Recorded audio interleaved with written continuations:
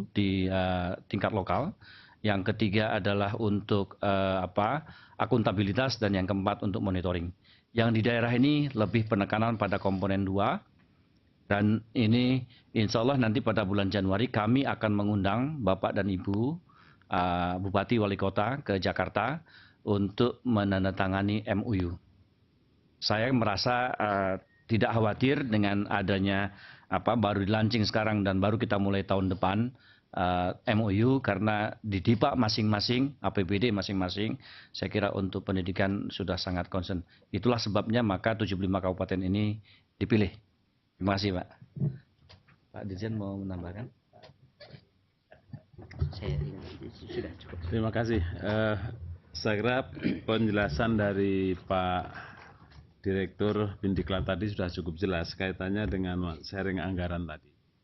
Bahwa sharing anggaran ini kan diambilkan dari alokasi anggaran yang sudah punya komitmen untuk melaksanakan program-program pelatihan guru. Sehingga saya menggarisbawahi bahwa dengan adanya kegiatan bermutu ini tadi, tinggal melakukan penyesuaian dari program-program yang sudah ada, di mana komitmen dari kabupaten kota yang terpilih sekarang ini adalah yang punya komitmen tinggi dalam pelaksanaan itu.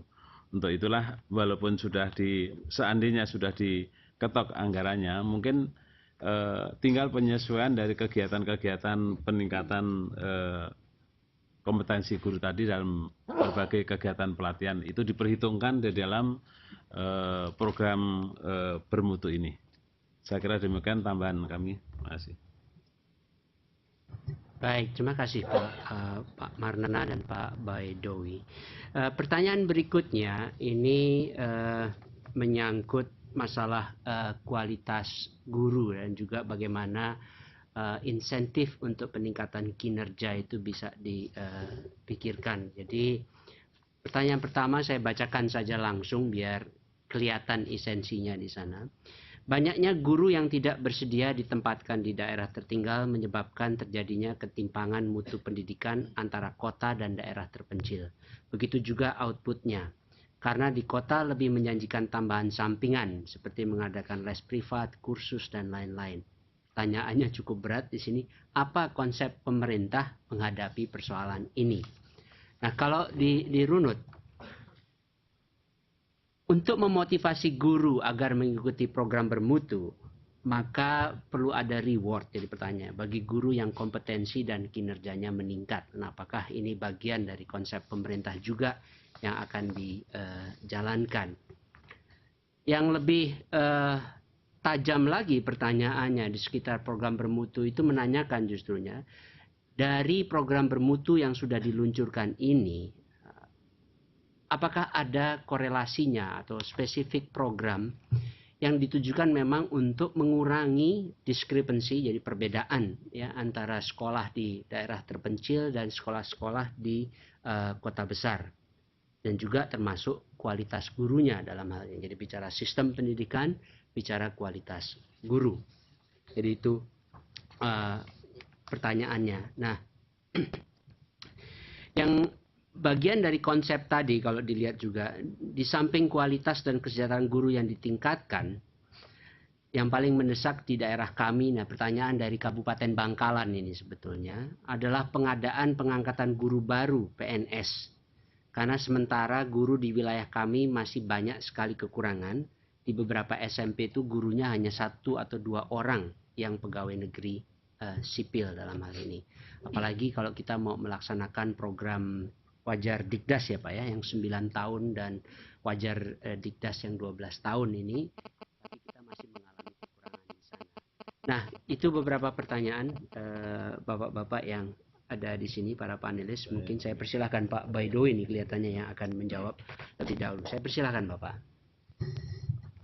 Oh, Pak Marna malah. Oke, saya persilahkan. Terima kasih. Mengenai kualitas dan insentif, ini menyangkut juga pertanyaan nomor 2 tentang bagaimana distribusi guru daerah dan swasta.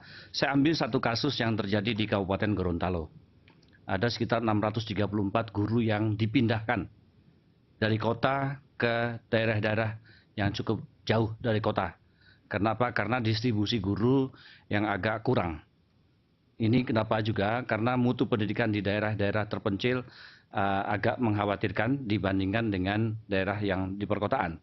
Pada awalnya memang mendapat tantangan dari guru-guru, bahkan Kabupaten Gorontalo itu kalau boleh saya ceritakan di sini di PTUN kan.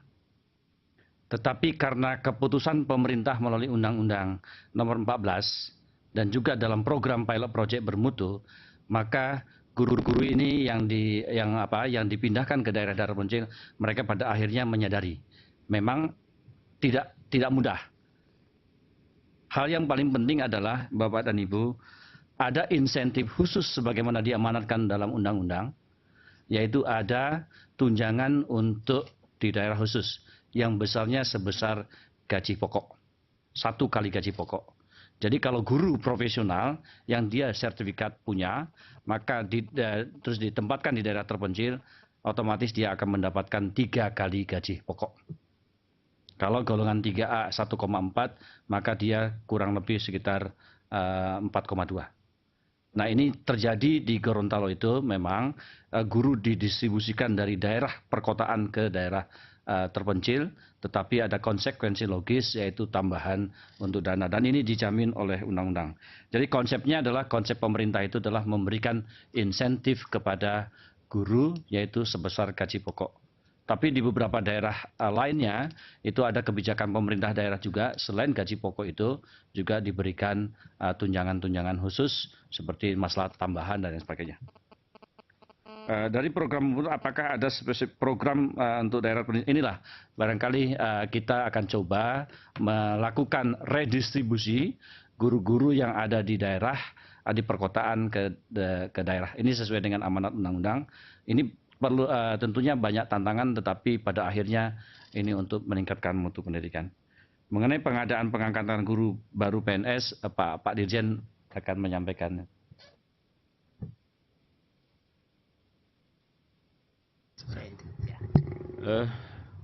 Kaitannya dengan masalah distribusi guru, saya kira kita harus sinergi dengan kebijakan-kebijakan pemerintah yang berkaitan dengan pelaksanaan otonomi daerah, di mana kewenangan dalam pengelolaan pendidikan kan ada pada pemerintah kabupaten kota. Sehingga dengan kebijakan dan kewenangan yang dimiliki, maka sebenarnya pemerataan terhadap guru-guru itu sangat tergantung dari komitmen dari pemerintah daerah itu untuk memeratakan guru yang ada di daerahnya sendiri-sendiri. Ini adalah satu hal yang kewenangan yang bisa diambil atau bisa ditempuh oleh masing-masing kabupaten kota dalam rangka pemerataan. Demikian juga kalau nanti di dalam satu pemetaan itu sudah diketahui mengenai tingkat kualitas dari masing-masing guru yang ada di setiap sekolah dan setiap daerah kecamatan yang ada, maka di sanalah sebenarnya bisa dilakukan juga langkah-langkah dalam rangka pemerataan tadi. Nah, di sana dengan pemetaan akan diketahui juga masalah pengangkatan PNS. Oleh karena itu dalam pengangkatan saya kira kabupaten kota itu berhak untuk melakukan formasi-formasi baru yang perlu diangkat pada setiap tahunnya. Walaupun formasi yang diusulkan dari kabupaten kota itu harus dikoordinasikan melalui provinsi, dan saya kira akan dilakukan juga suatu evaluasi terhadap usul-usul yang dilakukan, dan dari provinsi itu supaya disampaikan kepada Menpan. Maka berdasarkan atas kebutuhan itulah nanti secara bertahap kebutuhan-kebutuhan pegawai itu akan, atau PNS itu akan terpenuhi.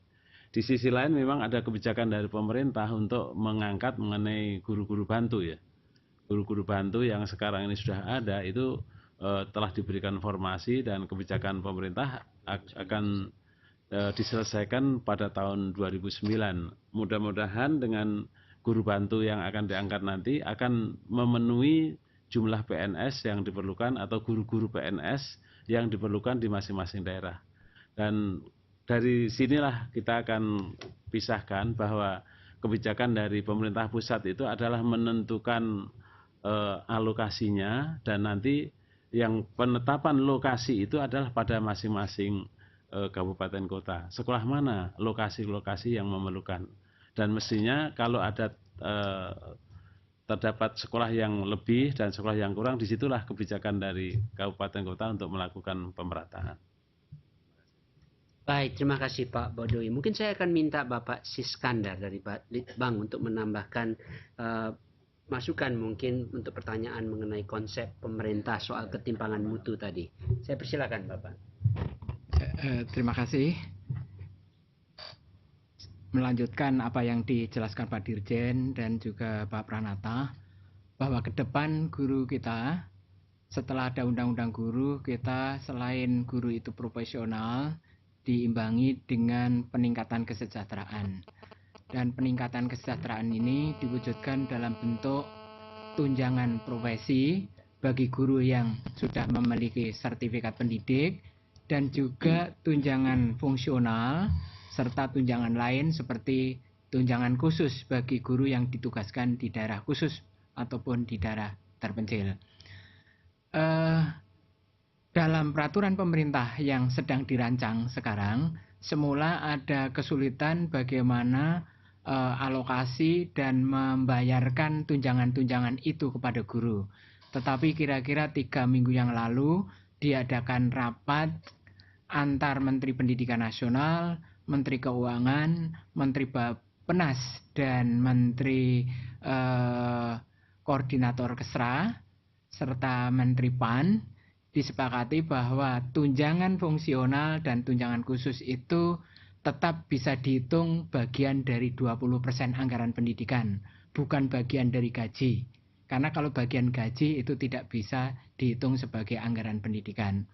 Kemudian yang kedua, bahwa anggaran untuk tunjangan fungsional, tunjangan profesi, tunjangan khusus nantinya akan dibayarkan dengan mekanisme bantuan sosial yang persyaratannya setiap guru harus mempunyai rekening individu masing-masing dan salurannya akan ditujukan kepada masing-masing guru. Jadi ini sudah selesai keputusan dengan rapat-rapat menteri. Tinggal dokumen RPP-nya ini saya kira tidak terlalu lama lagi akan selesai, dan kalau itu selesai nanti akan berjalan karena anggarannya sudah ada. Kemudian untuk guru yang bertugas di daerah terpencil, memang di dalam rancangan peraturan pemerintah itu tidak seperti kenyataan yang sudah ada, bahwa tugas di daerah terpencil itu dibatasi waktunya, tidak selamanya di situ. Harus dalam waktu kurun 2 tahun, pindah ke tempat lain dan bergantian. Saya kira itu tambahan dari kami. Kami kembalikan Bapak. Baik, terima kasih Bapak Siskandar.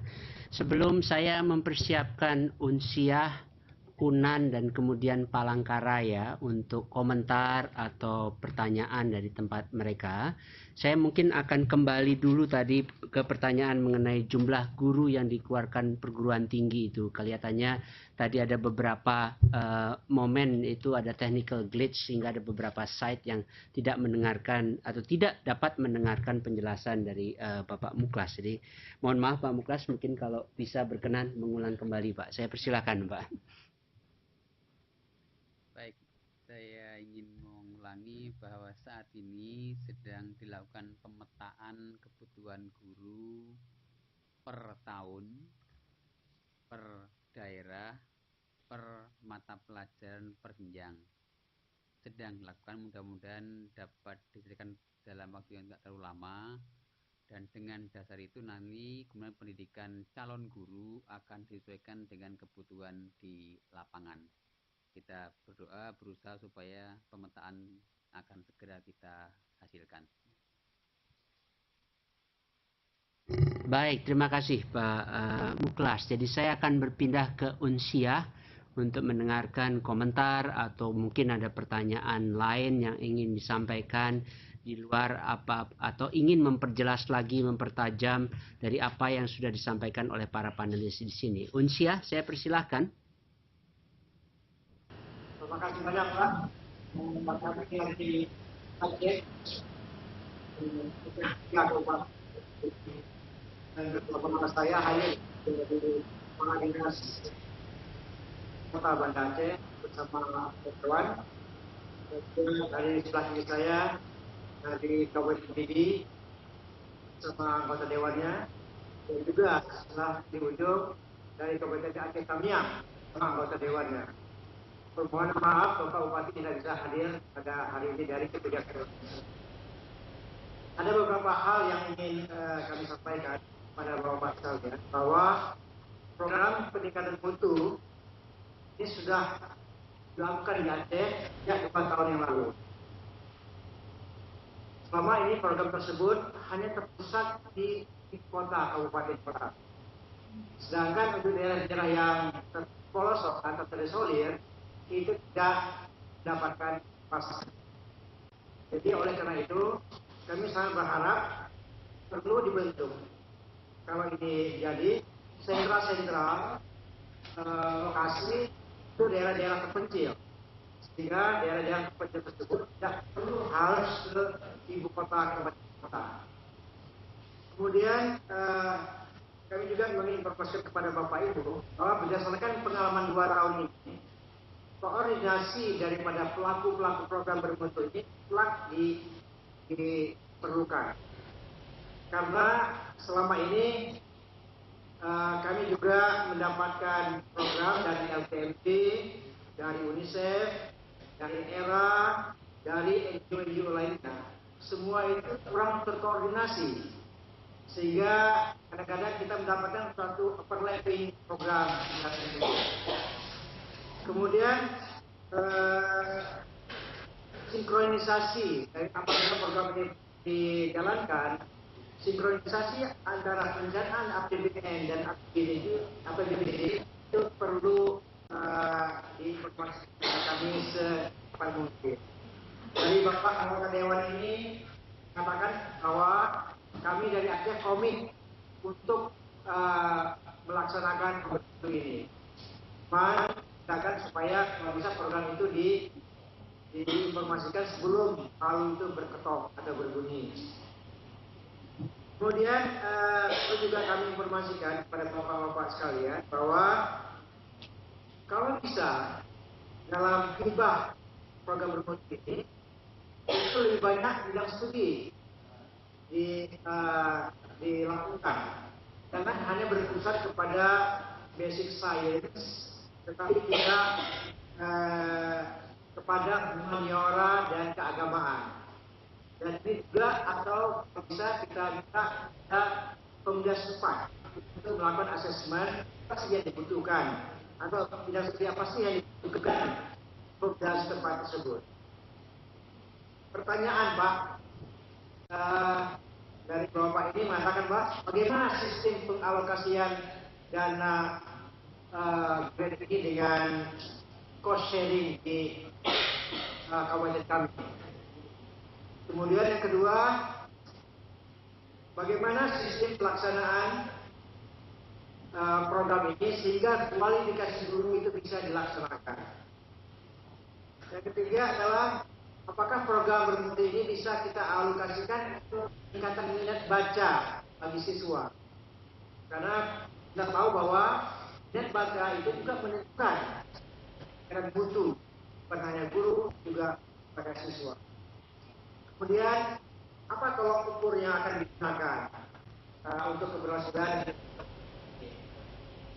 Terakhir Pak, apakah dana ini bisa kita gunakan untuk peningkatan kualifikasi guru dan berpendidikan D2 melanjutkan ke S1 atau S1 ke S2 dan seperti itu yang lainnya. Saya pikir ini Pak, kami dari tim Aceh mohon masukan dan info dari Bapak-Bapak sekalian. Terima kasih banyak Pak. Assalamualaikum warahmatullahi wabarakatuh.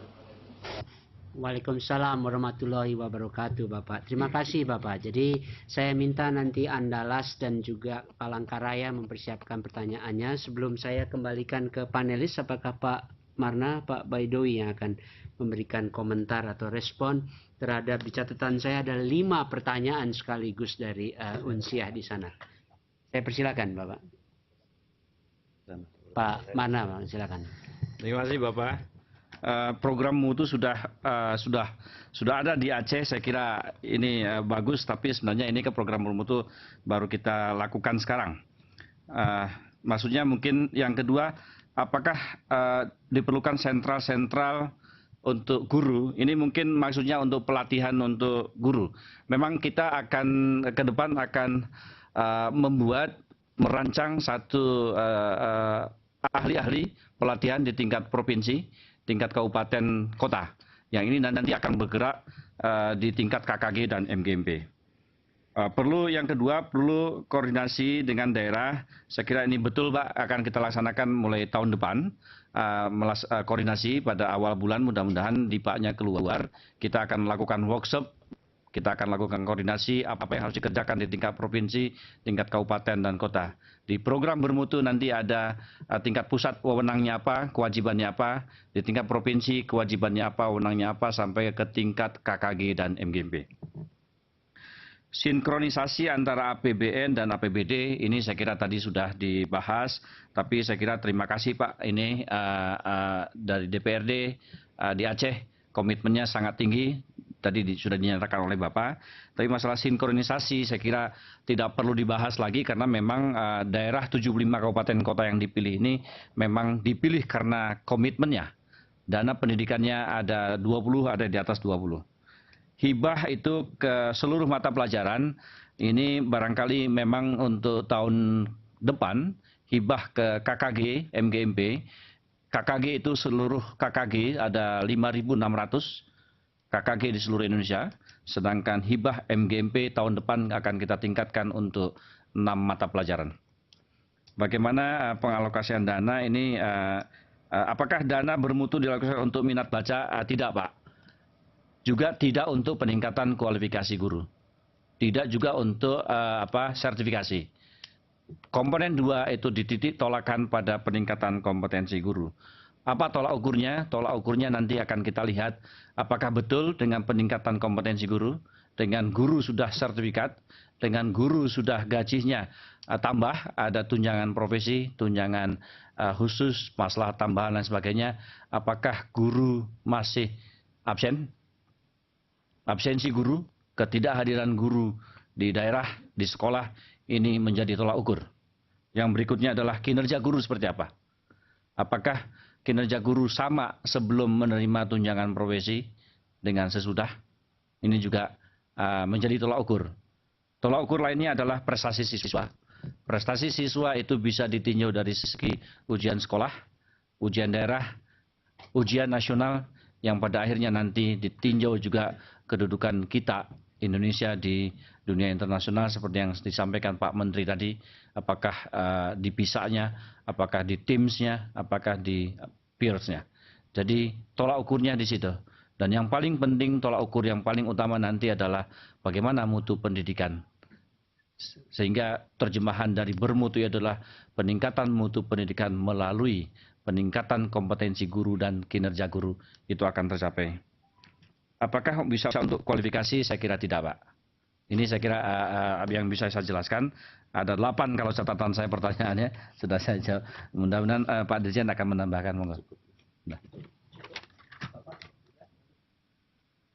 Baik, terima kasih ya. 5 pertanyaan, 3 komentar yang sebetulnya implisit ada pertanyaannya juga di situ ya Pak ya. Baik, karena saya persilahkan Andalas untuk bertanya atau komentar. Ya, terima kasih. Ya, terima kasih Pak Didi. Pertama, saya ingin menyampaikan bahwasannya tadi ada dihadiri oleh Bapak Bupati dan anggota Dewan, tapi karena ada kesibukan lain maka ditinggal. Sekarang saya bersama Pak Zaim, sebelah kiri saya itu Ketua LPMP Sumbar dan sebelah kiri saya Pak Yaswardi, LPMP Provinsi Jambi. Ada 4 pertanyaan atau komentar. Mungkin pertama kali saya persilakan Pak Yahya sebagai Kepala Dinas Kabupaten Pasaman. Silakan Bapak. Terima kasih Pak. Kronologinya begini barangkali Pak. Bahwa sertifikasi menjadi informasi yang menarik bagi guru. Bahkan diharapkan begitu Pak. Kemudian kalau kita lihat Pasaman baru 83%, baru 13% yang SD-nya itu S1. Berarti ada 83% masih di bawah S1. Nah, pertanyaan kita sebenarnya barangkali tadi sudah dijawab oleh Pak Supranata.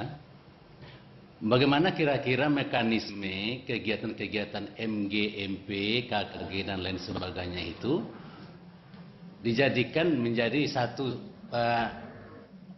model sehingga bisa dijadikan penyetaraan S1. Karena pengalaman dari Tanah Datar mengatakan memang model-model itu belum sinkron dengan apa yang akan dilaksanakan di sekolah. Itu yang pertama, Pak, di mekanismenya. Yang kedua, masalah anggaran kami berterima kasih sebab sejak bulan Maret kemarin kami sudah sepakat sebenarnya dengan 20%, alhamdulillah. Untuk Kabupaten Pasaman sudah ketuk palu, jadi ada sekitar 400 juta diperuntukkan untuk ini. Cuma memang kami belum tahu persis berapa anggaran untuk Kabupaten Pasaman yang dialokasikan dari bermutu. Itu kira-kira, Pak. Terima kasih. Oke, untuk yang kedua dipersilakan Pak Said Al-Khudri, Peladin Pendidikan Kabupaten Santo Sinjung. Terima kasih. Kami Said Al-Khudri, Dinas Pendidikan Kabupaten Santo Sinjung. Ada beberapa hal yang ingin kami pertanyakan, Pak.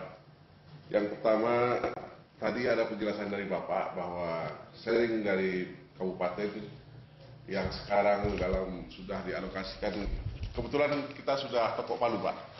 Per minggu pertama Desember, APBD-nya sudah selesai. Jadi, kalau memang dianggap dana pelatihan guru sudah dianggap sharing, kami alhamdulillah, Pak. Karena yang pertama saja, MGMP sama KKG kita anggarkan sangat besar sekali. Karena kami yakin bahwa untuk menapi UAN 2008 SD kita pertama kali, kita harus upgrade guru-guru SD, terutama yang mengajar anak-anak kelas 6. Kemudian kita juga membayar 2 juta per orang untuk setiap guru yang mengambil S1, Pak. Jadi hampir dibutuhkan.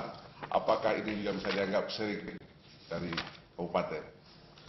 Kami kira juga ada dana-dana lain yang kita berikan dalam bentuk pelatihan, sosialisasi dan sebagainya untuk sertifikasi dan sebagainya. Yang kedua, mengenai insentif, Pak, ini bukan disparitas dalam kabupaten, tapi disparitas antara kabupaten kota di Indonesia. Maaf, ada kabupaten yang mungkin punya penghasilan PAD yang tinggi sehingga bisa mengalokasikan tunjangan daerah untuk guru itu lebih besar dari kabupaten-kabupaten tertinggal seperti kami dengan PAD yang rendah, hanya kemampuan memberikan tunjangan daerah kecil sekali. Kami kira disparitas ini membuat kesenjangan yang cukup besar, malah antar daerah tetangga. Riau misalnya dengan Sumatera Barat, antara provinsi, antar kabupaten juga terjadi. Ini membuat guru-guru bertanya, bagaimana Pak, kok bisa kami lihat jalan-jalan ke saudara di Riau, mereka agak sedikit, kenapa di sana bisa lebih besar dan mereka lebih berdaya. Saya kira ini menyangkut motivasi dari para guru. Kalau tadi kan sudah Bapak jawab mengenai masalah disparitas kota dengan desa tertinggal, daerah terpencil. Nah, sekarang masalah disparitas antar kota, Pak, yang kabupaten yang kaya, dalam tanda kutip, PAD yang tinggi dengan kabupaten yang mungkin, karena di kabupaten sendiri, Pak, berbeda-beda. Ada kabupaten yang pemeliharaan infrastrukturnya sangat tinggi. Seperti kami dengan daerah Rimba yang sangat luas, panjang jalan yang sangat besar, banyak dana APBD tersedot ke infrastruktur. Sementara di kabupaten yang jalan kabupatennya sedikit, mereka lebih enjoy dengan mengalokasikan dana untuk pendidikan lebih besar. Mohon maaf, Pak, terima kasih. Terima kasih, Pak. Berikutnya Pak Asmadi, Kepala Dinas Pendidikan Kota Jambi. Silakan. Terima kasih. Assalamualaikum warahmatullahi wabarakatuh. Waalaikumsalam. Saya Asmadi dari Dinas Pendidikan Kota Jambi. Pertama sekali mau dikomentar tentang program bermutu, bahwa program bermutu ini sangat menunjang peningkatan kinerja guru melalui KKG dan MGMP. Karena kami khususnya di Kota Jambi telah melaksanakan peningkatan guru peningkatan kinerja guru melalui KKG dan MGMP, khususnya untuk MGMP, SMP, dan SMA SMK, telah menjadwalkan bahwa guru mengajar 5 hari, kemudian 1 hari di MGMP. Sehingga yang mereka bicarakan di MGMP itu adalah penguasaan materi dan strategi mengajar pada minggu berikutnya dan apa yang diajarkan pada minggu sebelumnya. Kemudian dari pengalaman yang telah kita laksanakan bahwa program bermutu ini sepertinya sudah hampir sama dengan program PKG pada tahun 80-an sampai 90-an yang dilaksanakan. Namun permasalahannya berikutnya adalah guru-guru yang sudah dilatih sampai di sekolah itu tidak diteruskan pemantauan atau mengenalnya dengan baik oleh pengawas maupun oleh kepala sekolah, sehingga setelah pelatihan itu makin lama terjadi lagi hal-hal yang proses pembelajarannya seperti semula. Untuk itu maka dengan program bermutu ini perlu juga ditingkatkan. Pertama sekali adalah bahwa pengangkatan kepala sekolah haruslah orang yang juga sudah tahu tentang bagaimana kinerja dan bagaimana kinerja dan kompetensi guru tersebut. Begitu juga pengawas harus orangnya juga lebih tahu kompetensi serta kinerja guru. Kemudian ke problem yang kedua yang kami tanyakan adalah bahwa di dalam pelaksanaan pembelajaran khususnya di bidang sains itu terkendala dengan alat dan bahan di laboratorium. Alat dan bahan di laboratorium itu antara lain kendalanya harganya juga mahal. Yang kedua, anak itu kadang-kadang tidak disediakan oleh pengambil kebijakan, baik oleh kepala sekolah ataupun pemerintah daerah di dalam atau mungkin juga bantuan pemerintah pusat. Oleh sebab itu kami mengusulkan untuk sarana pendidikan ini perlu ada bantuan pusat yang lebih besar karena bahannya sangat langka dan mahal. Mungkin ada yang perlu dibeli di luar negeri. Demikian yang dapat saya sampaikan khusus mengenai program bermutu ini. Semoga apa yang saya tanyakan itu bisa mendapat jawaban dari Bapak dan Ibu. Terima kasih, Pak. Assalamualaikum warahmatullahi wabarakatuh. Baik, terima kasih Bapak. Saya ambil alih dulu agar para panelis sempat memberikan jawabannya. Lalu kita akan pindah ke Palangkaraya, Pak. Nanti di sequence berikutnya kita coba. Baik, mohon maaf sebenarnya. Saya persilakan Pak. Ya, oke, jadi urutannya kanan dulu nih kelihatannya. Baik, kita mulai dari ujung dulu. Terima kasih, Pak. Saya persilakan, Pak. Jadi untuk Pak Yahya dari Pasaman ini, Pak. Selamat ketemu lagi Pak ya. Pak Jaim dan dari Jambi nih. Saya lihat mukanya senyum-senyum. Bapak Ibu, yang mengenai program untuk bagaimana mekanisme kegiatan KKG dijadikan model untuk S1. Jadi kita sedang mengembangkan, nanti Pak Muklas akan cerita juga barangkali, kita akan mengembangkan apa yang disebut dengan RPL, Recognition of Prior Learning, atau pengakuan tentang kredit bawaan. Jadi setiap pengalaman